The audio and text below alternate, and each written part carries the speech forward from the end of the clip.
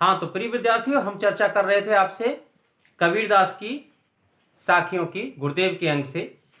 तो इसी क्रम में एक अगली साखी देखिए। कबीरदास जी क्या कहते हैं? ना गुरु मिल्या न शिष भया, लालच खेल्या दाव।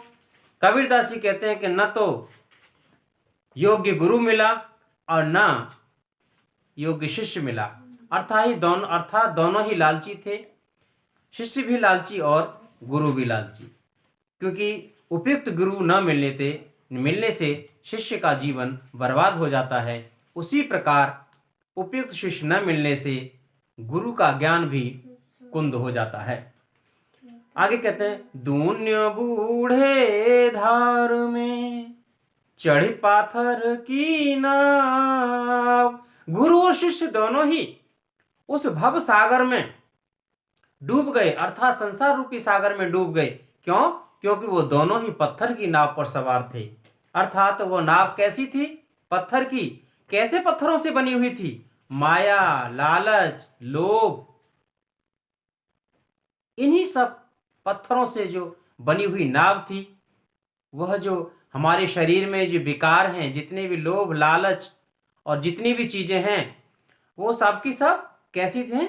ये हमको संसार में बांधे रखने वाली चीज हैं। हमारे मन को इधर उधर भटकाने वाली जो इंद्रियां हैं, यही पत्थर थे, जिन्होंने हमें संसार से कभी उभरने का मौका नहीं दिया।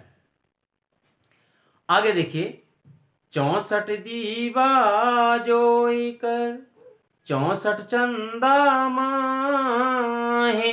कबीरदास जी कहते हैं कि जो ब्रह्म या आत्मा की जो शक्तियां हैं, चाहे कितनी भी बटोर लो, यानी कितना भी ब्रह्म ज्ञान प्राप्त कर लो, चाहे 14 कलाओं का, जैसे चंद्रमा में 14 कलाएं होती, चाहे कितनी भी कलाओं का आप ज्ञान कर लीजिए, तेह घर की जिसकी चाहिना जे घर गोविंद नाय। अर्थात उस व्यक्ति के घर में अंधकार ही रहेगा जिस व्यक्ति के घर में गोविंद का स्थान नहीं। अर्थात जिस आत्मा में ज्ञान नहीं, जिस आत्मा में सत्य नहीं, वह हमेशा अंधकार में ही रहेगी। जे घर किसको चांदना, अर्थात ऐसे व्यक्ति के घर में प्रकाश नहीं हो सकता है। जे घर गोविंद ना, जिसमें ईश्वर का निवास न हो। आगे देखें, हरे निश्चय अंधियारी कारणे 84 लख चंद, अति आतुर उदय किया तब दृष्टि नहीं मंद। कबीरा तब दृष्टि नहीं मंद। कबीरदास जी कहते हैं कि जीवन रात्रि के अज्ञान और अंधकार को दूर करने के लिए चाहे कितना भी मनुष्य ने प्रयास किया, 84 लाख चंद्रमाओं को उदित किया, पैदा किया, लेकिन उसके बाद भी क्या रहा? अति आतुर उदय किया। बड़ी तेजी के साथ वो 84 लाख चंद्रमाओं को किया।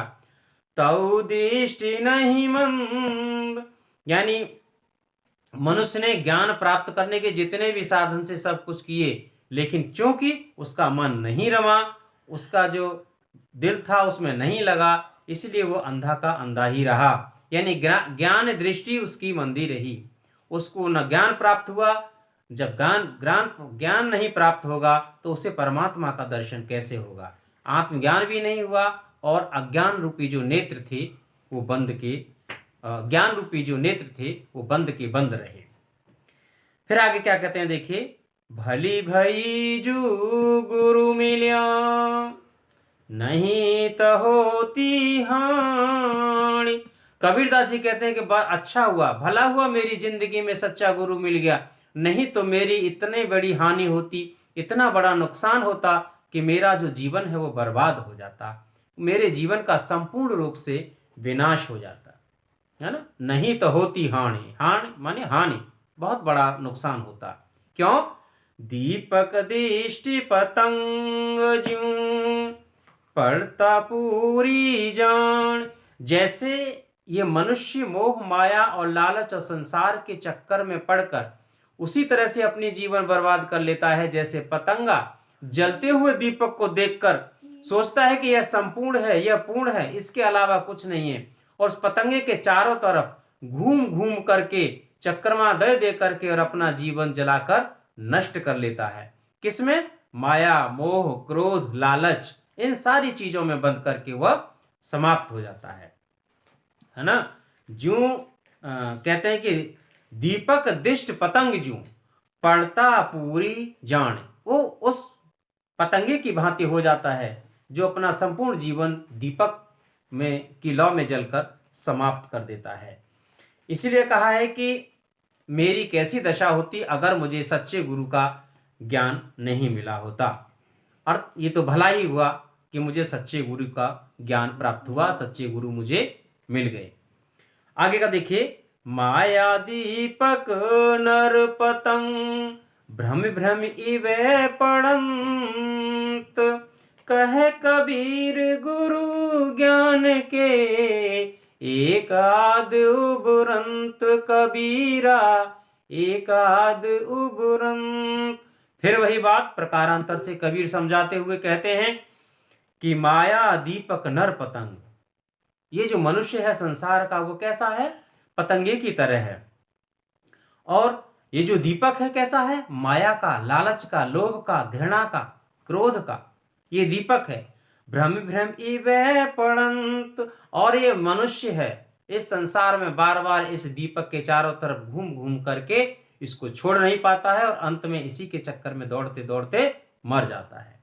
कहे कबीर गुरु ज्ञान ते, कबीरदास जी कहते हैं कि बिना ज्ञान के एक आध उबरंत, अर्थात वैसे संसार में बहुत कम लोग होते हैं जिसे ब्रह्म ज्ञान और सत्य का ज्ञान हो जाता है। ऐसे ही लोग गुरु की कृपा से इस सांसारिक माया मोह से मुक्ति पा जाते हैं, अन्यथा की स्थिति में बाकी लोग तो गिर करके समाप्त हो जाते हैं। तो मैंने आपसे जो कबीर की साखियों की जो बात कही, इसी क्रम में फिर आगे हम एक साखियों पर मिलेंगे। तब तक के लिए आप बने रहिए मेरे चैनल पर। धन्यवाद।